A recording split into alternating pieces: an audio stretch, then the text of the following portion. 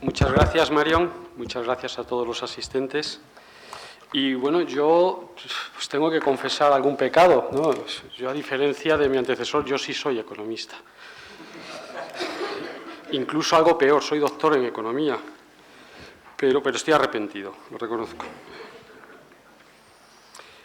Lo primero, felicitar a quien me ha antecedido en el uso de la palabra, porque de las cosas que nos suelen hermanar con otras personas suelen ser las lecturas. Y mi antecesor, Francisco, ha citado algunas lecturas que me han parecido apasionantes. Primero ha citado a Schumacher, el economista alemán que editó Lo pequeño es hermoso y Guía para perplejos, que es realmente una crítica a la pasión por el tamaño, ¿no? Yo creo que toda la política y la política económica moderna se caracteriza por una pasión por el tamaño, cuando todos sabemos que el tamaño no es lo importante, ¿no? Ha citado el libro de Lips, que han citado al final, libro del que puedo presumir de haber hecho incluso una recensión publicada en prensa. Yo creo que les recomiendo muchísimo. Y luego ha citado Hermano Lobo. Hermano Lobo es una revista apasionante, de verdad. Yo iba a comprarla de niño, que me mandaba mi padre, y me la iba leyendo luego. Pues mi padre empezó a darse cuenta que cada vez que me mandaba al kiosco, cada vez tardaba más. Porque al principio solo miraba la portada y luego me la leía completa. Hermano Lobo tiene frases geniales. Yo pensé que nos iba a sacar Francisco el parte meteorológico que hizo famoso Hermano Lobo, ¿no? Que el parte meteorológico que decía: reina en todo el país un fresco general procedente del noroeste. Pero bueno, hemos venido aquí a hablar sobre la crisis financiera, ¿no? Entonces, ¿cómo se generó la crisis? Yo soy de la opinión de que la crisis se generó básicamente por dos cosas, aunque ahí ustedes ven tres, luego empezaré a explicar. Uno es el abandono del patrón oro. El patrón oro saben que se restauró en el 44 y se abandonó definitivamente en el 71. No voy a extenderme ahora mucho, luego probablemente más, pero yo creo que es un error, luego demostraré por qué o intentaré demostrar por qué. Abandonar el patrón oro, o sea, es decir, eliminar un método de fijación de la cantidad de dinero es uno de los grandes problemas que padecemos. El patrón oro, como ustedes saben, se abandonó en el 71 básicamente porque hubo alguien que se dio cuenta que no se estaba cumpliendo, que era el general de Gaulle. El general de Gaulle empezó a exigirle a Nixon, decir, bueno, tú me das aquí unos resguardos de oro y, bueno, si me los das es que lo hay, ¿no? Y el otro le decía, hombre, claro, vas a dudar de la palabra de los Estados Unidos de América. Y dice, pero estupendo, pues te mando los resguardos y me mandas el oro. Y así fue mandando los resguardos y le fueron devolviendo el oro, claro. Nixon se empezó a asustar, dice, si sigue mandando resguardos no va a haber oro. O si los demás copian la política de Gaulle, pues efectivamente terminaremos por no poder pagar los resguardos. Total, solución, suspendemos la convertibilidad del oro en el año 71 y ya nadie más mandó resguardos a Fort Knox. Realmente no sabemos qué hay dentro de Fort Knox. Lo que sí sabemos, Fort Knox, para los que no lo sepan, es el fuerte donde la Reserva Federal custodia las reservas de oro del mundo a cambio de resguardos, con los cuales todos los demás estamos muy tranquilos. Bien, pero vamos, yo creo que la crisis se generó por los déficits continuos. Vamos a ver. Saben ustedes que los keynesianos suelen defender que los keynesianos no son siempre los seguidores de Keynes. O sea, que eso también hay que dejarlo claro. A veces aquí hay mucho keynesiano que realmente no leyó a Keynes, pero bueno, para que me entiendan. Las políticas keynesianas suelen decir que en épocas de depresión, el Estado tiene que tirar de la demanda incurriendo en un fuerte gasto público, incluso hasta generar déficit. Bien.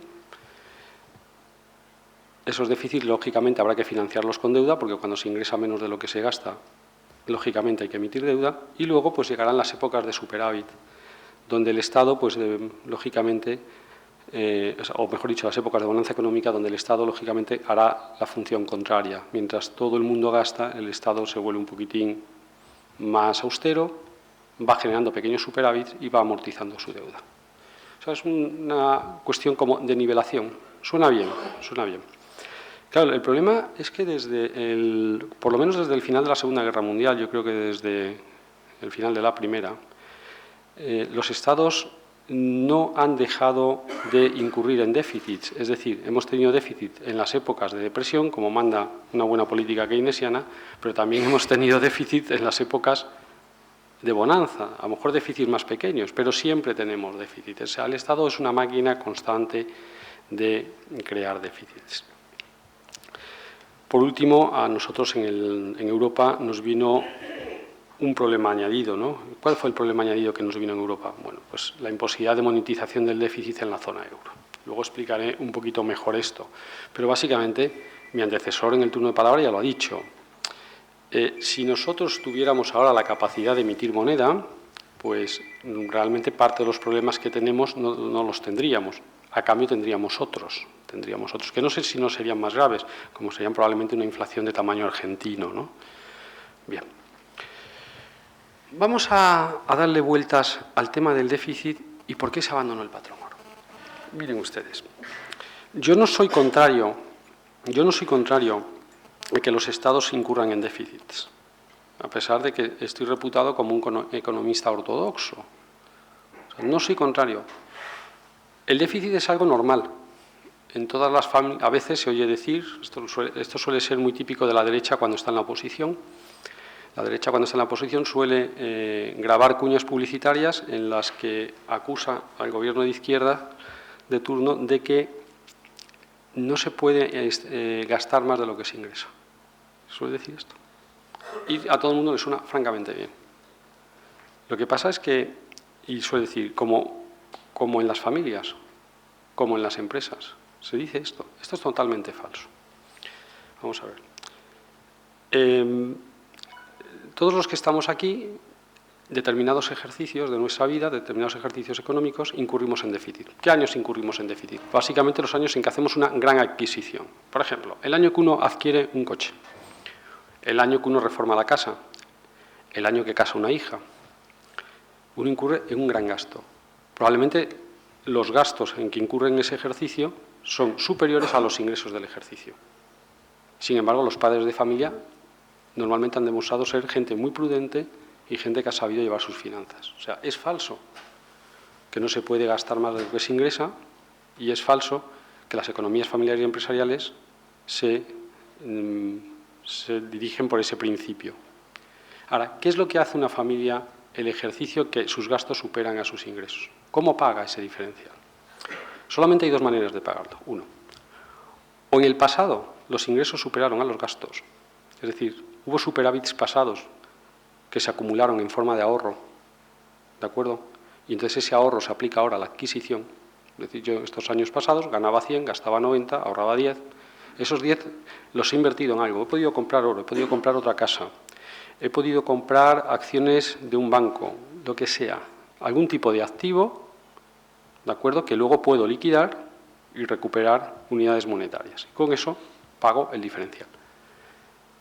A veces, liquidando el ahorro, es decir, liquidando los superávits pasados, no da para pagar la diferencia. O simplemente no hay superávits pasados, como ocurre, por ejemplo, en las familias jóvenes. La diferencia, la parte que me falta, la financio endeudándome. ¿Cómo pago el endeudamiento? Generando superávits futuros. Eso es así. Es decir, todos en nuestra vida, en un momento determinado, incurrimos en algún déficit. En un mes determinado, dentro de un ejercicio.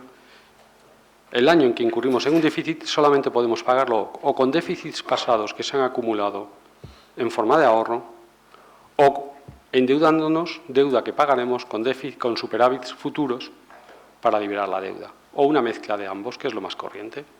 Vendo una propiedad, pago parte del déficit presente, me endeudo y en el futuro genero superávits, ¿de acuerdo?, con los que ir amortizando la deuda. Este es el problema del Estado. Es decir, no tengo nada en contra de que el Estado incurra en déficit, siempre que esté dispuesto a incurrir en superávits. De hecho, hay adquisiciones que necesariamente se tienen que adquirir con déficit. Claro, pensemos en el tema de un Estado. Un gran gasto de defensa. El año en que se cambia un parque de artillería. Eso, con independencia de lo que piense cada uno sobre las funciones del ejército, ¿de acuerdo? Está claro que no lo puede soportar el presupuesto de ese año, ¿de acuerdo? Y si se considera necesario tener Fuerzas Armadas, no debe pagarlo el presupuesto de ese año con los impuestos de ese año. También un poco por justicia distributiva, ¿no? Para que lo paguen varias generaciones. Lo mismo si me ponen un puente o un hospital. Ahora, lo que tiene que tener claro el Estado es que tiene que generar superávits. El problema en el que estamos actualmente es que los Estados han estado en déficit siempre están en déficit. ¿Cómo han financiado estos déficits hasta la fecha? Bueno, pues la mejor fórmula que han encontrado de financiar el déficit ha sido el abandono del patrón oro, es decir, el abandono de una cantidad fija de medios de pago. La independencia de los bancos centrales es relativa. Es relativa. Es decir, no, nosotros tenemos un banco central que es independiente. Bueno, es independiente hasta que el gobierno se enfada. De eso en Argentina tienen mucha experiencia. En Argentina, los presidentes o gobernadores, no sé qué título utilizan allí, del Banco Central de la República Argentina, duran exactamente el tiempo que tardan en decir no a un presidente. Recientemente, hace 1 o 2 años, se destituyó al último porque se negó a monetizar un déficit, pero tenía independencia hasta ese momento. En cualquier caso, es mucho más sencillo. Recordemos que la independencia de un banco central es un decreto del gobierno que se echa para atrás.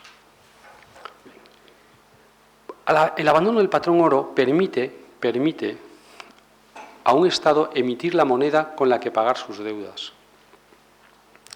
Puede hacerlo de una manera muy soez, muy vasta, ¿no? Que es, le digo al Banco Central que emita y me mande aquí el dinerito y yo de aquí pago.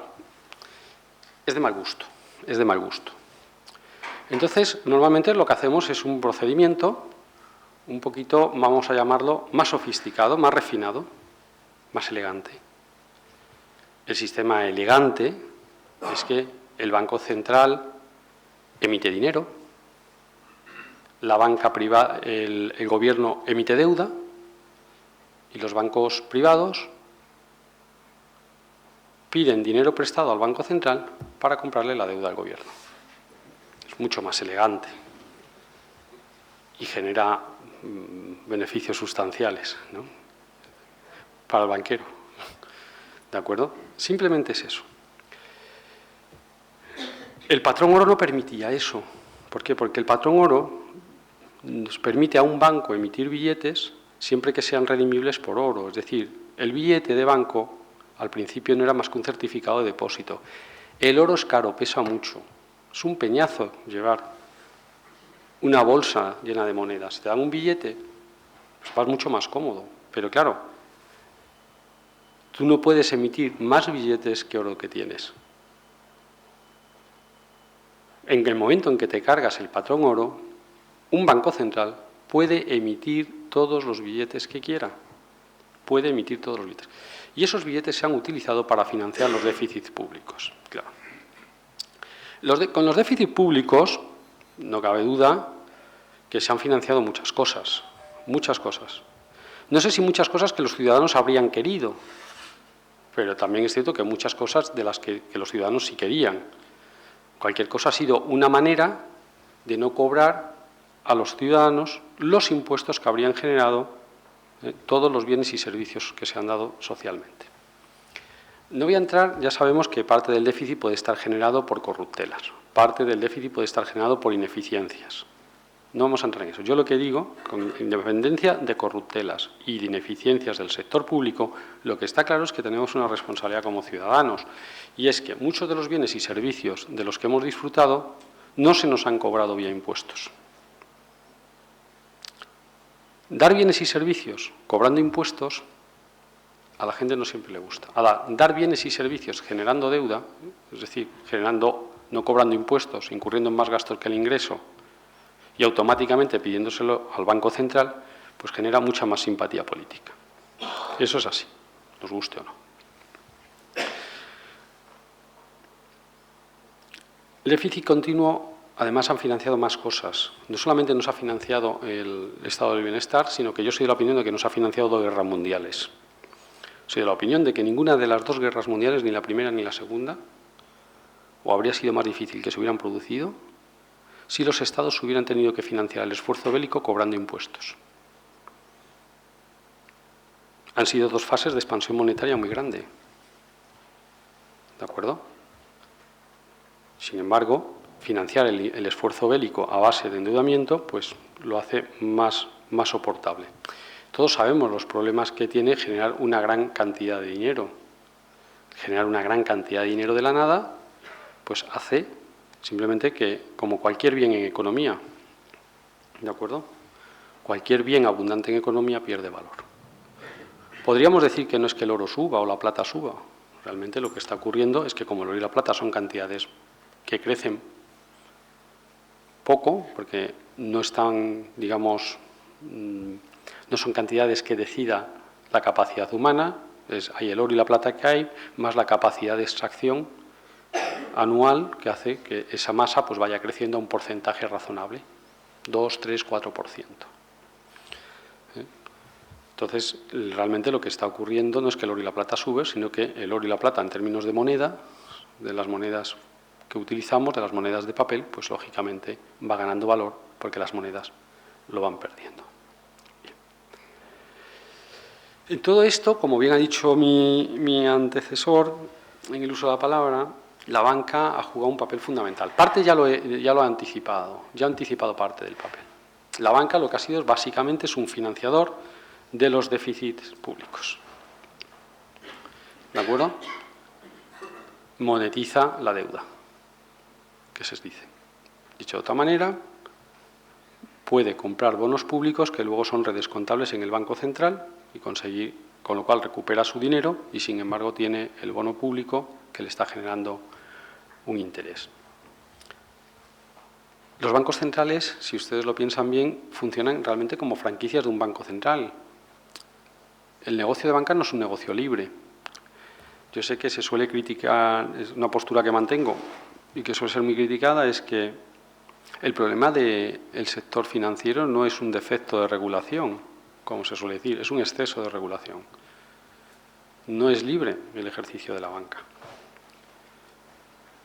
El ejercicio de la banca está reducido a un grupo muy pequeño de entidades, en el fondo.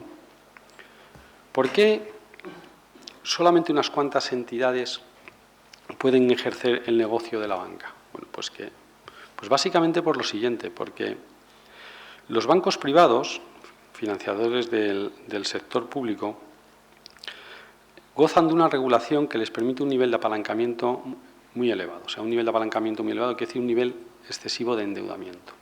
Hasta las últimas reformas que se están emprendiendo, es decir, con el esquema de Basilea II, las necesidades de fondos propios de patrimonio neto de un banco exigibles por ley eran de solo el 2%. ¿Esto qué quiere decir? Que de cada 100 euros que un banco prestaba, solamente 2 euros tenían que ser aportaciones de sus capitalistas. 98 era dinero que se podía pedir prestado. O sea, dicho de otra manera, la regulación permitía a la banca endeudarse en una proporción 98 a 2, 49 a 1. Esto es muy peligroso. Porque, claro, ¿de qué dispone un banco para devolver las 98 prestadas? Pues de la liquidación de las 100 que ha prestado a su vez. En el momento en que esas 100 que ha prestado a su vez pierdan un 2% de valor, ya estamos a la par. Si pierden un 3%, ya no se pueden devolver todo el dinero recibido.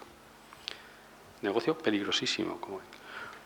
Sin embargo, este negocio peligrosísimo se permite, pero claro, no se puede permitir a todo el mundo porque es peligrosísimo.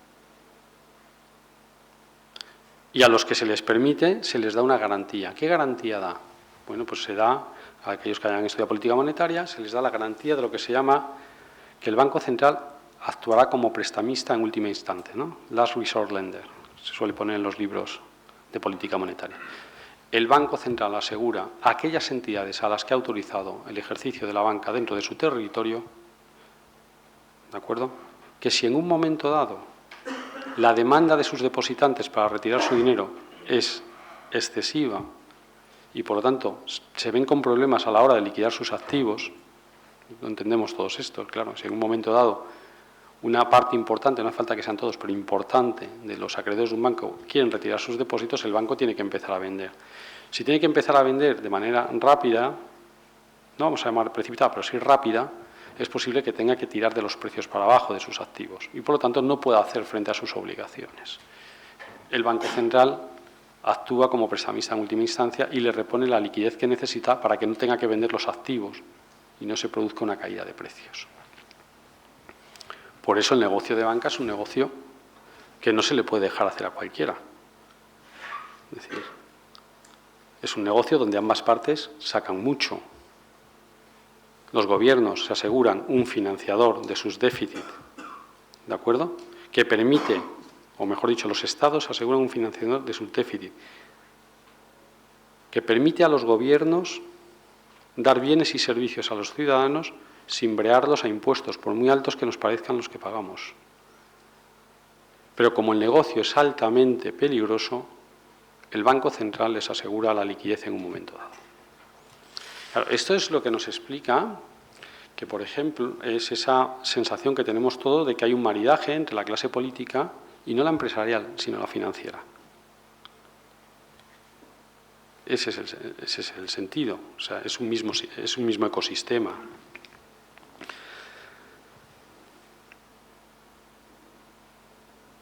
¿Qué papel han jugado en todo esto la regulación y los supervisores? Pues mire, la regulación ha sido un desastre, es un desastre. Los acuerdos de Basilea, vamos a pararnos en el 2, ahora estamos con el 3. Los acuerdos de Basilea han permitido, como he dicho antes, un apalancamiento excesivo. Y además no solamente han permitido un apalancamiento excesivo, sino que han favorecido que la financiación de los bancos vaya fundamentalmente al sector público. ¿Por qué? Porque la regulación discrimina a la hora de exigir recursos propios en función del deudor del banco. Me voy a explicar más sencillamente. Antes de las últimas reformas que han emprendido los dos últimos gobiernos, el que nos gobierna y el que le antecedió, las exigencias de recursos propios para hipotecas eran del 2,8%. ¿Esto qué quiere decir? De cada 1.000 pesetas que un banco prestaba en forma de hipotecas, solamente 28 pesetas tenían que ser, ya ven que la edad me traiciona, digo pesetas, solamente 28 tenían que ser recursos propios. Es decir, las otras 972 podían ser pedidas prestadas. Sin embargo, por ejemplo, el coeficiente de recursos propios para financiar deuda pública era del 0%. Es decir, un banco podía prestar 1.000 euros al Estado tomando prestadas a su vez del mercado 1.000. Un crédito normal, el coeficiente era del 8, es decir, para prestar 1.000 euros a un empresario sin garantía real hipotecaria, 80 tenían que ser recursos propios, es decir, solamente 920 tenían que venir de depósitos del público. Claro, si ustedes ven los tres activos que les presento, un bono público, no hay que poner dinero, una hipoteca, solo tengo que poner 28 euros por cada 1.000 que presto, me puedo endeudar en 972. Un crédito a un particular o a un empresario, me puedo endeudar en 920, solo tengo que pedir prestadas 80. ¿Aquí qué vemos? Pues fíjense ustedes que invirtiendo en deuda pública, a lo mejor el beneficio es muy bajo. Sí, a lo mejor el beneficio es muy bajo. Pero la rentabilidad sobre recursos propios es infinita. Porque si yo me endeudo, todo lo tomo prestado y presto al Estado algo más caro, todo el diferencial es para mí sin haber puesto nada. Dividir entre cero, como nos puede explicar el antecesor de la palabra, da infinito, ¿no? Sin embargo, claro, con las hipotecas pues tengo que poner algo más, con el crédito normal puedo poner algo más. Además, esta regulación que ha favorecido la financiación del déficit público ha favorecido las burbujas controladas. Vamos a ver. Hay algo que sabemos desde la escuela de Salamanca, es decir, saben ustedes la escuela de Salamanca, que son un grupo de escolásticos del siglo XVI español, que son los creadores del derecho internacional público y los creadores realmente de la economía, de la teoría económica, antes que Adam Smith. El padre Juan de Mariana que es uno de estos autores, decía, o ya venían a demostrar, luego les cuento lo que decía el padre Juan de Mariana, pero primero venían a demostrar algo que todos sabemos, que un incremento de la masa monetaria genera inflación. Ya lo habíamos visto aquí, nos habíamos dedicado a traernos todo el oro de América, ¿de acuerdo? Entonces, para el individuo que cogió ese oro, ese individuo es cierto que fue rico, porque vino aquí y pudo adquirir, pero la nación no se enriqueció. La nación no se enriqueció, luego vemos por qué. Bien. Entonces, el problema de abandonar el patrón oro, las autoridades lo ven muy claro, muy pronto. Dice, si abandonamos el patrón oro y empezamos a meter liquidez en el sistema, liquidez que la metemos porque estamos haciendo compras que nos está financiando el Banco Central, ¿de acuerdo? Vamos a tener un problema, habrá una inflación generalizada. ¿Cómo evitamos una inflación generalizada y en lugar de ello creamos una burbuja sectorial? Dirigiendo la inversión de los bancos a determinadas actividades. Es decir, no le vamos a dejar a los bancos que presten para todo lo que la gente quiera. O tenemos que hacer que la gente pida prestado para determinadas cosas. Entonces, por ejemplo, vamos a incentivar el crédito vivienda. ¿Cómo se incentiva el crédito vivienda? Pues todos lo sabemos. Un coeficiente de recursos propios bajos hace que el banquero, como es una operación en la que se puede endeudar mucho o tiene que arriesgar muy poco capital, baje los tipos de interés porque le interesa el crédito vivienda, le interesa porque le permite un apalancamiento brutal, le permite un altísimo endeudamiento, le permite casi financiar todo lo que presta. Es decir, no poner nada y aunque el margen sea pequeño, vuelvo al cociente que tiende a infinito. Las burbujas, por ejemplo, las últimas que hemos visto, la de la vivienda la hemos conocido en todo Occidente, pero por ejemplo en Estados Unidos, durante la crisis de la que estamos saliendo, hubo dos burbujas. Y las dos fueron estudiadas en la Cámara de Representantes. Hubo comisiones que las estudiaron en la Cámara de Representantes. Una es una de vivienda y la otra es del mercado educativo superior. En ambos casos, la regulación favoreció que los norteamericanos se endeudaran con una finalidad, o educarse o comprar casa, que son fines muy loables, no cabe duda, que son fines muy loables.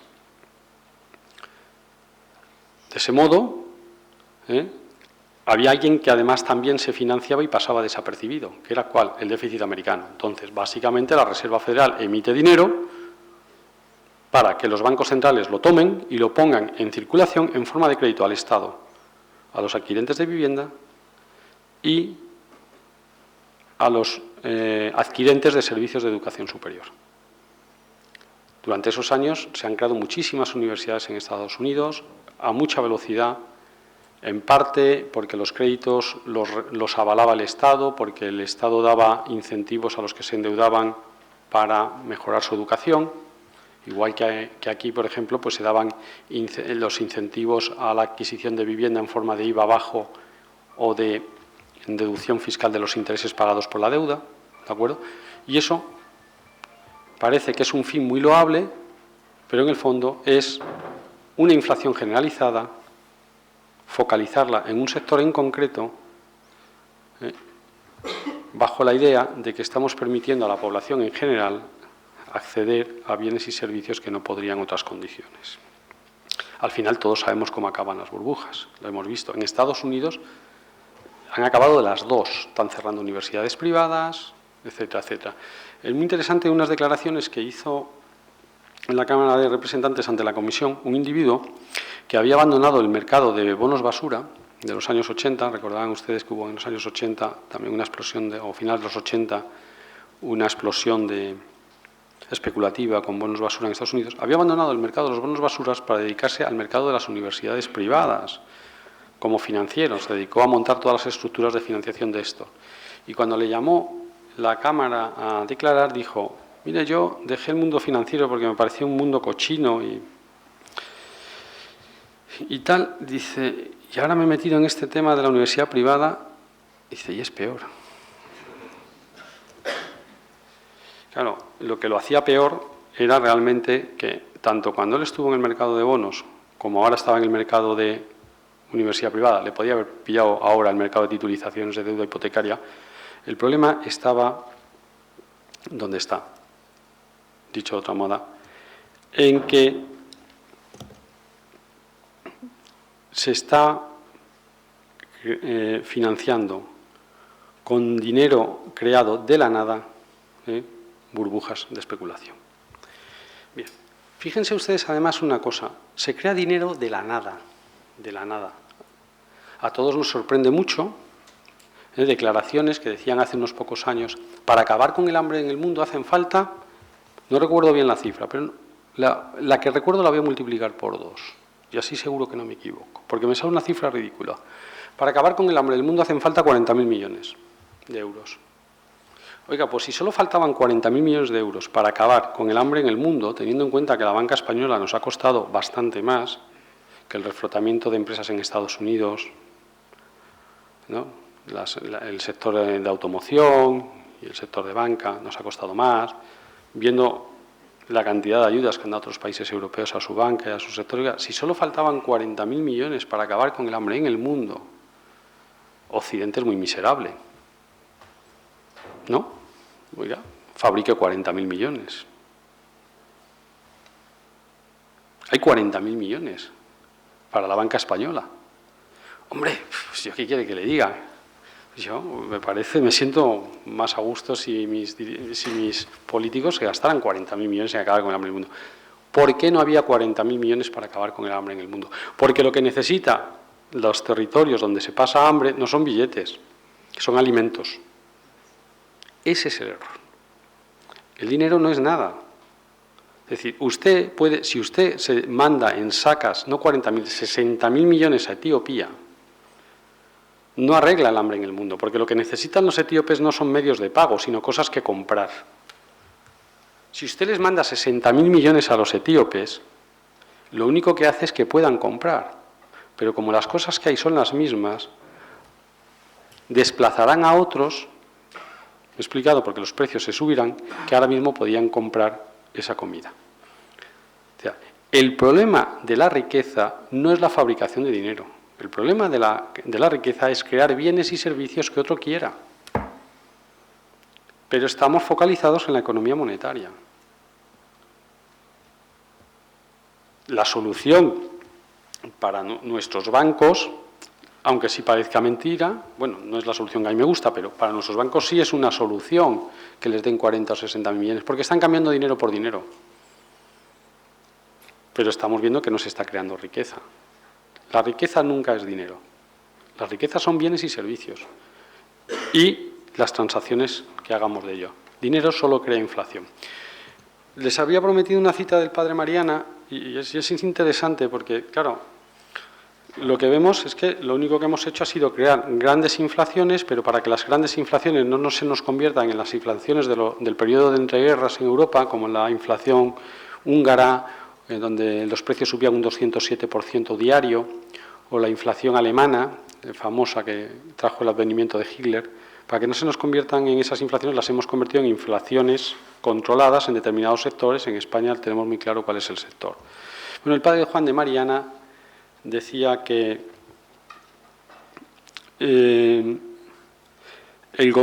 es causa que justifica el tiranicidio. Ya saben ustedes que al padre Juan de Mariana solo se le podía leer en España, fuera no lo querían leer, estaban prohibidas sus obras, porque era uno de los que justificaban el tiranicidio, es decir, las causas que permiten matar al rey.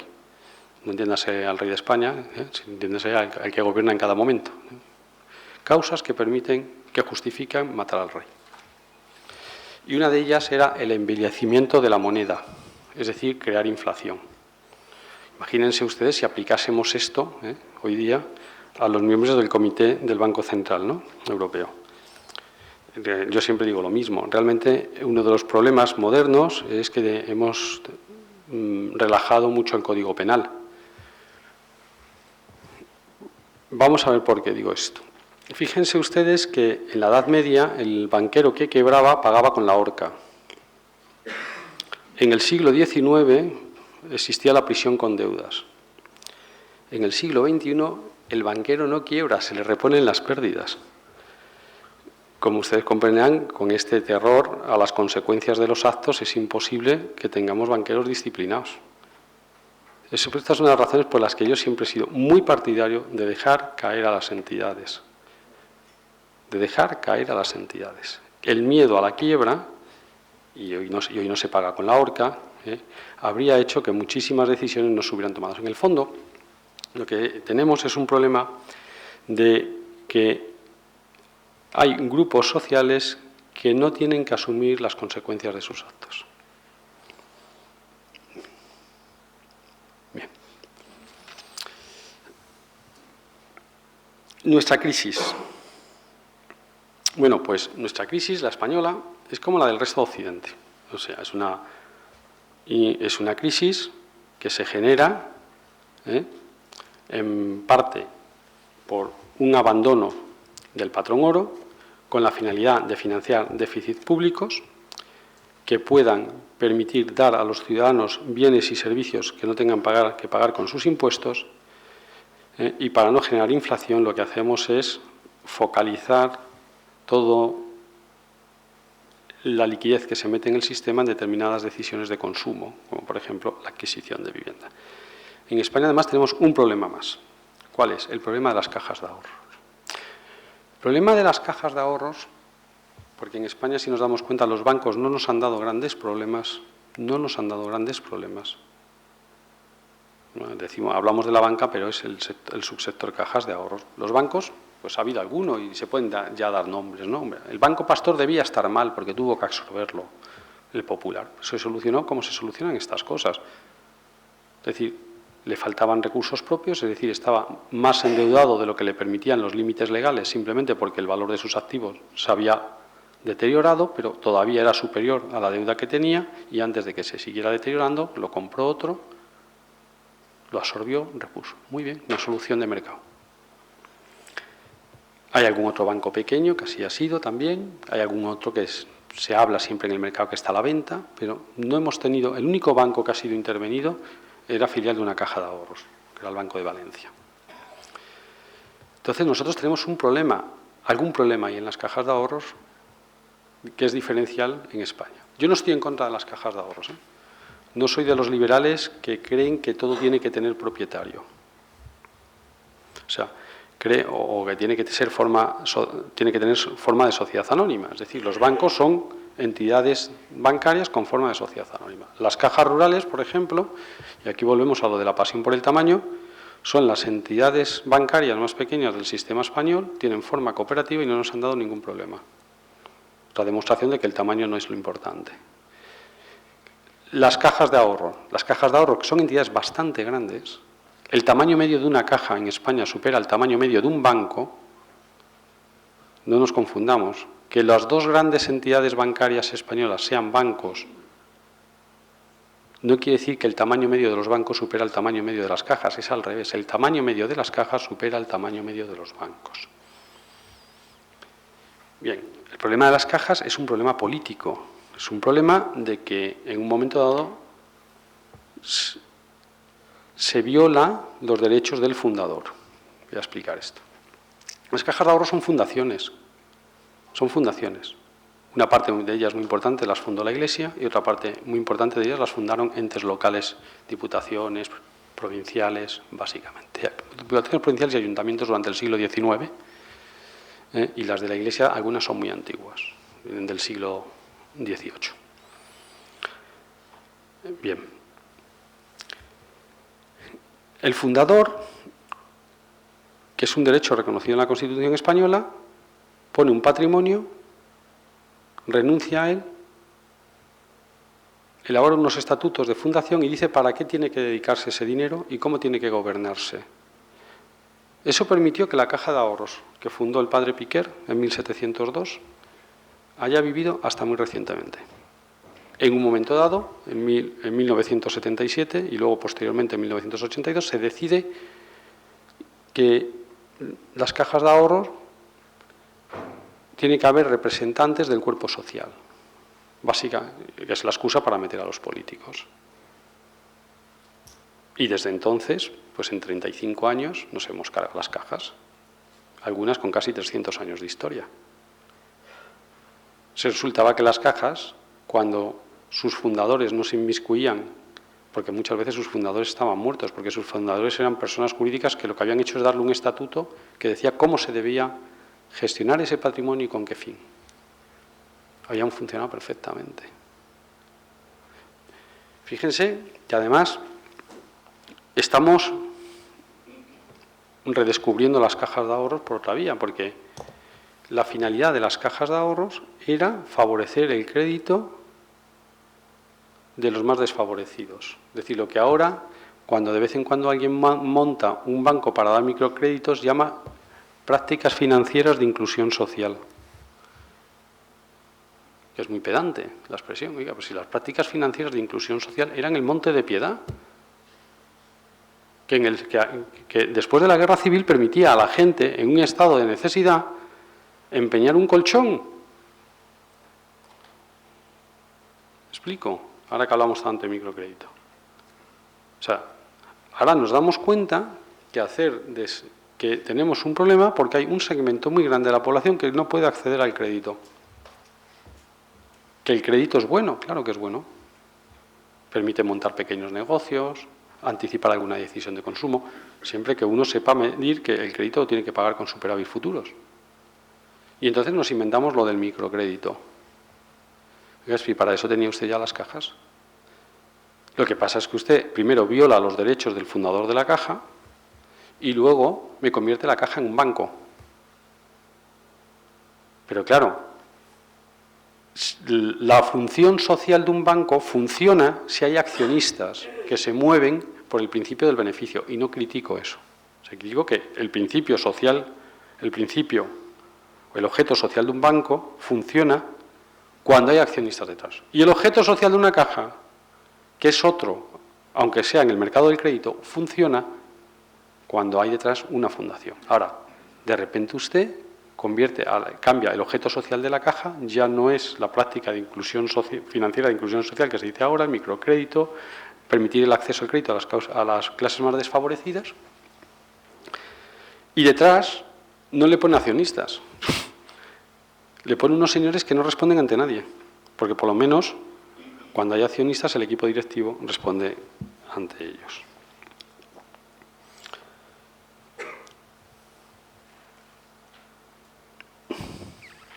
¿Cuál ha sido nuestra respuesta? No la mía.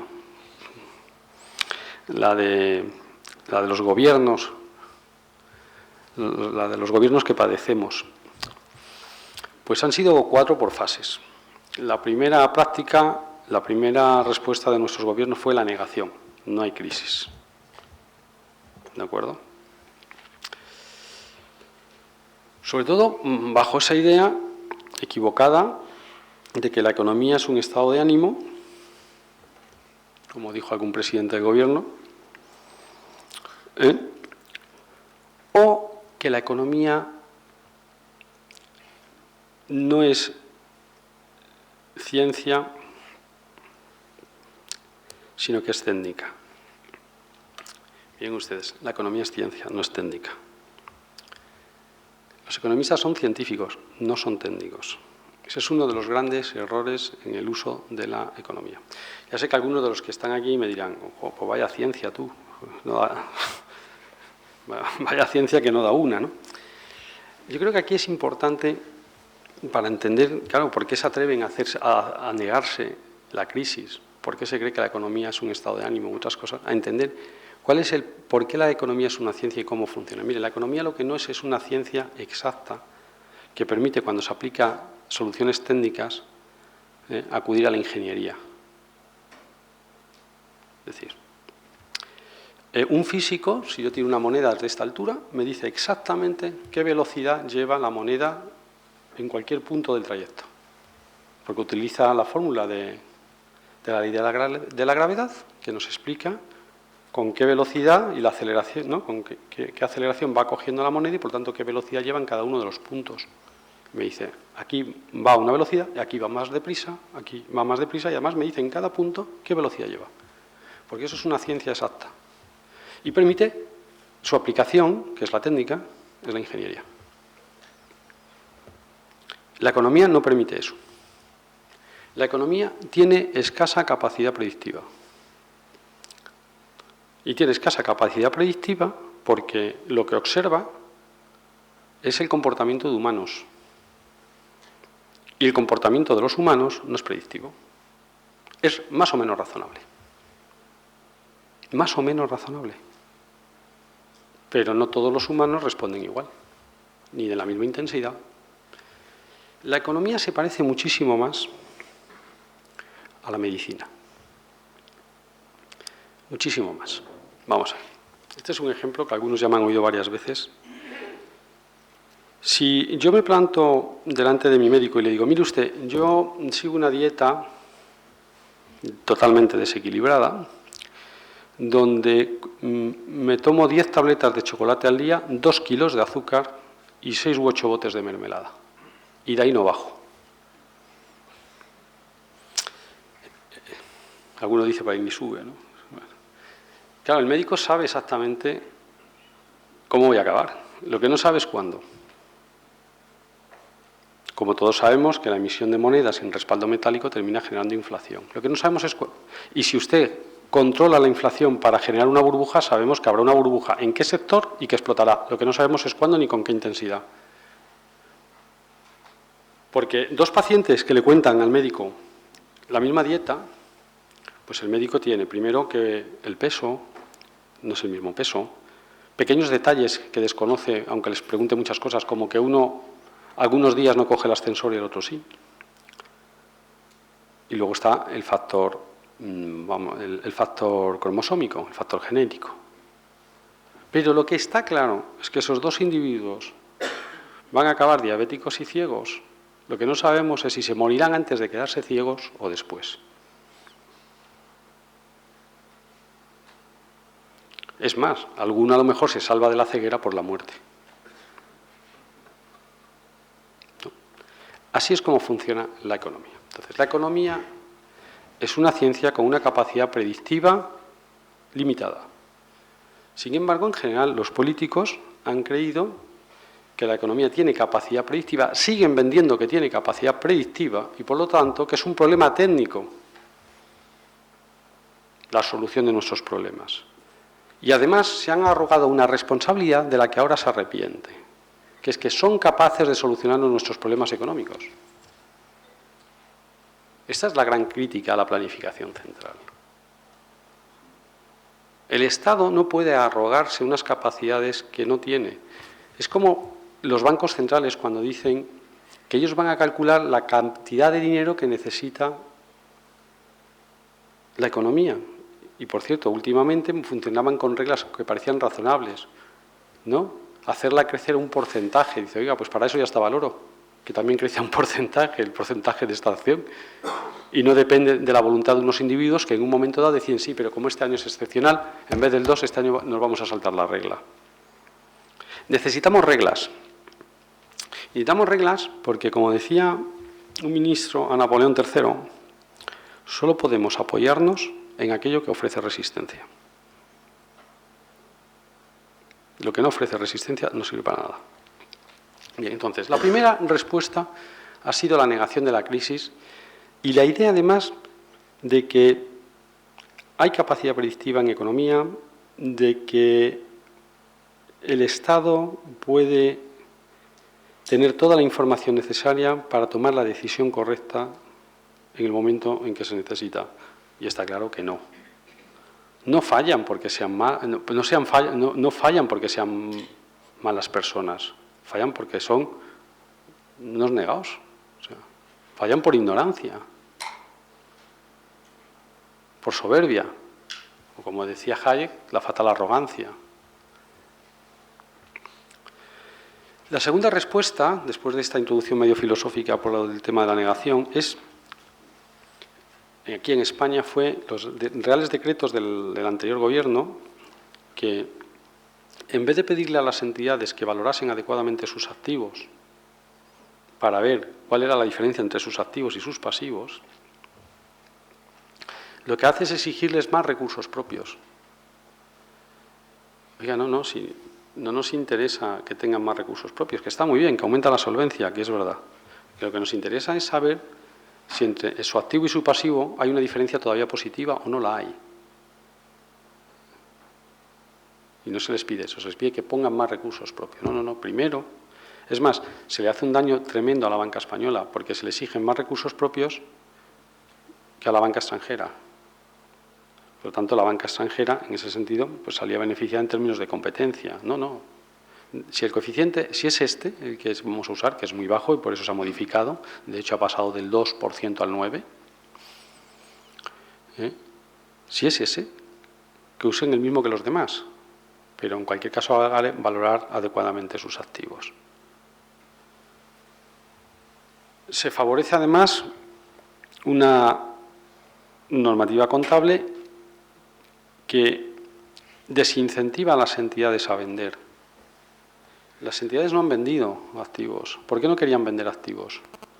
No solamente porque si vendían les habría surgido una pérdida, porque el valor por el que figuraban los activos en sus balances era superior al valor de mercado, sino esto es mucho más importante, porque cuando algunos discutíamos la valoración de los activos de la banca nos contestaban ¿y qué valen? Y efectivamente tenías que decir no lo sé. ¿Por qué tenías que contestar no lo sé? Porque en un mercado donde no hay transacciones no se sabe lo que valen las cosas. Yo sé lo que vale una acción del Santander porque cotiza todos los días. Yo sé lo que vale una onza de oro porque cotiza todos los días. Yo sé lo que vale un piso cuando hay transacciones, más o menos. Se ha vendido el del tercero, uno una calle más abajo. Pero cuando no hay transacciones no sabemos lo que valen las cosas. Entonces, el mejor modo de defender las valoraciones por las que figuraban los activos en los libros de los bancos era no sacarlos a la venta, porque si salían a la venta habría lo que los tasadores llaman testigos. Y los testigos permiten valorar. Y si hubiéramos valorado, ya habríamos descubierto el agujero que teníamos hace mucho tiempo. En esto, que llega el señor de Guindos, que es liberal pero poco. O liberal pero con timidez. Es un liberal tímido. Y nos saca dos primeros reales decretos que enardecen a las masas liberales. Exigencia de una correcta valoración de activos. Vamos bien. Es decir, no sé lo que valen las cosas, pero va a hacer usted una cosa, las va a valorar por nada, muy bajo. Así, si el precio que pudiera tener en el mercado es mejor, lo venderá. Empezarán a vender, tendremos testigos, y si las cosas valen más de lo que yo le he dicho, señor, que para eso soy el ministro, pues entonces valdrán lo que dice el mercado. Pero ya por fin sabremos lo que vale. Pero claro, en algún momento alguien le debió apercibir al señor de Guindos de que, hombre, que esto del liberalismo no se lo debe tomar en serio. que esto de la libertad de mercado no va en serio. O sea, la libertad de mercado solo existe para un segmento de la población. Claro, pero no, aquí somos liberales de cintura para abajo. Pero no vamos a ser liberales de cintura para arriba. Y entonces creamos el Banco Malo, que se carga los dos primeros reales decretos del señor de Guindos, que nunca me ha hablado, pero después de esto no me volverá a hablar. El Banco Malo no es más que un instrumento de sostenimiento de los precios de los inmuebles. Si se hubieran dejado los dos primeros reales decretos, los bancos habrían tenido que empezar a vender sus activos, habrían encontrado incentivos a vender sus activos, porque las valoraciones eran bajas. Y si no eran suficientemente bajas, otro real decreto que valore todavía por menos. Hasta que reciban ofertas que superen los valores contables. Y entonces ya no les interesa retener el activo. La falta de liquidez era por eso. Y por otra cosa más, porque la poca liquidez que llegaba del Banco Central se dedicaba a financiar el déficit público. Empiece usted a vender activos. Pero alguien le dice lo del liberalismo y entonces se crea el Banco Malo. El Banco Malo no es más que un sostenedor de precios. Yo le compro los activos y me encargo y tardo 15 años en venderlos, porque si los vendemos de golpe los precios caen. Claro, oigan, pero es que esa es la solución que se nos aplica a todos los demás. Esa es la solución que se le aplica a la gente que tiene que vender su casa para saldar una deuda. Cuando uno está sobreendeudado y su capacidad de generar superávits en el futuro no es suficiente para hacer frente a su deuda, tiene que vender activos y los tiene que vender en el momento en que necesita el dinero al precio que le da el mercado. Y eso le ha pasado a mucha gente. Pero no vamos a permitir que le pase al cómplice del Estado, al que le financia los déficits públicos. Algunos dicen, el banco malo dará dinero. Bueno, claro, dinero. Vamos a ver, beneficio contable va a dar. Estoy casi seguro. Porque si usted compra hoy y vende dentro de 15 años, pues si yo compra por 100 y dentro de 15 años compra por 115, vende por 115, pues ha ganado dinero. ¿Pero es razonable ganar un 15% en 15 años? O dicho de otra manera, ¿era razonable comprar a 100? Claro. Es que una cosa es el resultado contable y otra es el beneficio económico. En 15 no hay un inversor que asuma el riesgo de un banco malo, ¿se ve?, por un 15% que he puesto de ejemplo en 15 años. Un inversor probablemente, calculo yo, y esto es un cálculo que he hecho, que exigiría por una operación de estas características un 16% anual. Por lo tanto, si dentro de 15 años voy a tener 115, ahora debería comprar aproximadamente por la cuarta parte. O sea, por 25. Comprando por 25, si dentro de 15 años valen 115, he sacado un 16%. Claro que el banco malo gana 15. Un inversor privado o en condiciones de mercado se ganarían 90. Toda esa diferencia entre el precio que paga el banco malo y el que pagaría un inversor privado es una subvención encubierta. Es una subvención encubierta al sector público. Al sector financiero. Es casi lo mismo el sector público del financiero, exacto. Respuestas a la crisis. Bueno, voy a empezar por la parte de abajo y me voy a la última, que es la más discutible. Vuelta al patrón oro. Un límite a la cantidad de dinero.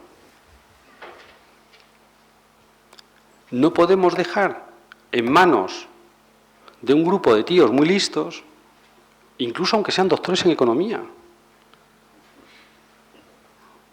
como son los miembros del Consejo de Dirección del Banco Central Europeo, decidir qué cantidad de dinero necesitamos. No, mire, la cantidad de dinero está dada. Está dada. Punto. Crece al 2, al 3 o al 4%. Depende de la capacidad del hombre de extraer las minas. Punto. 2. Definición de límites a los ingresos públicos. Ya han visto que yo no soy contrario al déficit. Para ser un economista ortodoxo, o de los que suelen llamar ortodoxos, pues no está mal. No es usted contrario al déficit. No soy contrario al déficit. Comprendo el déficit. Es muy humano el déficit. Me pasa a mí cada vez que cambio de coche. Ahora se empieza a hablar de definir, de poner límites constitucionales al déficit público. Unas veces se habla del 0%, otras veces se habla de un 3%, otras veces se habla de una media, a la media de los últimos. Pues miren, yo no soy partidario de un límite constitucional a los déficits públicos. Creo que es una trampa, porque se puede cumplir siempre. ¿Cómo se cumple una limitación de déficit? Cuando uno ha incurrido en un gran gasto, aumentando los ingresos, subiendo los impuestos. Simplemente. De hecho, es lo que está haciendo este gobierno. Se le han disparado los gastos un 9% y nos ha subido los impuestos. A este gobierno que presume, respecto del anterior, de que, oiga, yo cumplo los déficits. Sí, claro. Y yo, si yo tuviera la capacidad de pedirle a mis clientes o mis colaboradores pudieran fijar sus ingresos en función de los gastos que ellos deciden, no tendrían déficit. Piensen, si usted es un colaborador mío, decide que para llevar un ritmo de vida adecuado a sus circunstancias se merece 100.000 euros al mes y se los gasta. No incurre en déficit en el momento en que me pueda exigir a mí que le dé 100.000. Que no tiene ningún sentido. Las economías familiares, las economías empresariales no funcionan gastando ¿correcto? Y luego exigiendo los ingresos para cubrir los gastos. Funcionan al revés. Sobre una base de ingresos construyo el gasto. Es decir, a mí me entran 2.500 euros al mes, pues tendré que montarme una vida de 2.500 euros al mes. Pero no gasto todo lo que me da la gana y luego no incurro en déficit porque tengo la capacidad de exigir a la población el pago de impuestos. Por tanto, lo que hay que limitar constitucionalmente son los ingresos. ¿Qué porcentaje de la producción de la nación, ¿de acuerdo? ¿Qué porcentaje de la producción de la nación puede exigir el Estado? Eso tiene una gran ventaja, además. Fíjense que los ingresos públicos ahora son unos dientes de sierra tremendos, tremendos. El año pasado cayeron un 18%, este año van aumentando un 9%. Realmente el Producto Interior Bruto es mucho más estable. Cae un 0,6, un mal año, un 1,5, un año muy malo, un 3% un año muy malo, sube un 2 o un 3 un año medio bueno, un 4 un año bueno. El Producto Interior Bruto es muy estable. Yo le digo, llévese un porcentaje de lo que produce la nación. Luego ya podemos entrar en el reparto de cómo se hace el reparto ese, que es el pago de impuestos. Pero luego vemos, el reparto no voy a entrar, no soy un experto en Hacienda Pública. Y a partir de ahí, ¿sabe usted que eso es lo que tiene para gastar y para pagar la deuda? Eso además tiene una gran ventaja, y es que impide a un político hacer promesas, o por lo menos promesas exageradas. Cada uno puede hacer grandes promesas cuando no tiene limitación al ingreso. ¿Se ve? Claro, uno puede hacer grandes promesas de gasto cuando no tiene limitación al ingreso. Os puedo prometer lo que queráis porque luego os voy a freír impuestos para cumplir con otra promesa electoral que he hecho, que es el déficit cero. Sin embargo, si el Estado cuenta con un nivel de ingresos determinado, las promesas son más fácil ver si saltan del límite de ingresos. Teniendo en cuenta que a los ingresos hay que restarles siempre, ya como primer gasto, el servicio de la deuda. Fíjense ustedes que lo del servicio de la deuda, los intereses no es una broma. En los 9 primeros meses del año hemos pagado 21.000 millones de euros. Todos los funcionarios nos han costado 20.000. Nos cuesta la deuda un 5% más que todos los funcionarios. Redefinición del estado del bienestar. Yo creo que los individuos somos culpables. O sea, yo creo que somos culpables de los políticos que hemos elegido. Es decir, nos han encantado las promesas que nos han hecho, que no nos hayan... Al margen, insisto, de que pueda haber corrupciones, corruptelas, ineficiencias, eso es otra discusión. Nos han encantado las promesas que nos han hecho, el Estado que nos han dado y que los impuestos, por muy altos que nos parezcan, hayan sido bajos para el nivel de servicios que hemos recibido.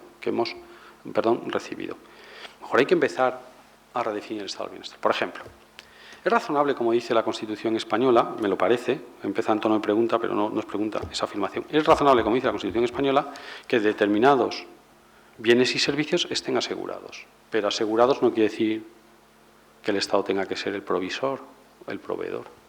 Quiere decir que los tiene que asegurar. No es función del Estado proveer ningún bien ni ningún servicio, salvo 3 o 4, realmente. Si me apuran, 3. Pero admito un catálogo más grande. Justicia criminal, seguridad interior y seguridad exterior. Básicamente. Todo lo demás, otros servicios que ustedes quieran pensar, sanidad, educación, puede ser el asegurador. No podemos permitir que se pierda un talento o una vida por falta de medios. Perfecto, estoy de acuerdo. Pero no tiene por qué ser el Estado el que lo provea. Tiene que ser el Estado el que lo asegure. Que es distinto. O sea, hay que redefinir cuáles son las funciones de un Estado, porque el Estado se ha convertido en el empresario más grande. Y es mal empresario. Pero no digo que deje de ser empresario porque sea malo, sino porque no son sus funciones. Por último, a lo mejor tenemos que empezar a definir que hay otro tipo de bienes y servicios que no es razonable más que nos los proveyamos nosotros, como es el ocio y la cultura. que además se convierten en fuente de adoctrinamiento cuando cae en manos del sector público. Realmente, el sector público nos ha convertido en menores de edad. Las grandes decisiones de consumo que tenemos que hacer en nuestras vidas, y las grandes decisiones de consumo de nuestras vidas no es comprar un coche. No, las grandes decisiones de consumo probablemente sean asegurarnos la vejez, dar educación a los hijos, gozar de ahorros suficientes o un sistema de protección que nos asegure la sanidad. Esas grandes decisiones prácticamente se nos han arrebatado. Una vivienda, ¿por qué no? O una vivienda en alquiler, en propiedad. Las grandes decisiones de consumo se nos han arrebatado. Nos hemos convertido en menores de edad, donde prácticamente todo el producto de nuestro esfuerzo va a manos del Estado, que nos deja unas cuantas monedas, pues para que podamos ir de copas, ir al cine, en fin, esos vicios menores que todos tenemos, comprar tabaco. O sea, tenemos que responsabilizarnos de nuestras vidas y responsabilizarnos de nuestras finanzas. Sin embargo, el discurso político, mayoritariamente admitido además por la población, es que los políticos o el Estado tiene que solucionarnos la vida. Yo la verdad es que no quiero que el Estado me solucione mi vida, entre otras cosas porque es lo que le da gracia a la vida, de solucionarla, no que te la den hecha. Pero está claro que nos tenemos que plantear, insisto, esta redefinición del estado del bienestar, ¿no? Nada más, agradecerles su atención. Aquí les había puesto estas dos transparencias, pero no las voy a comentar. Agradecerles su atención y bueno, pues pasamos, Marion, cuando tú quieras, al turno de ruegos y preguntas.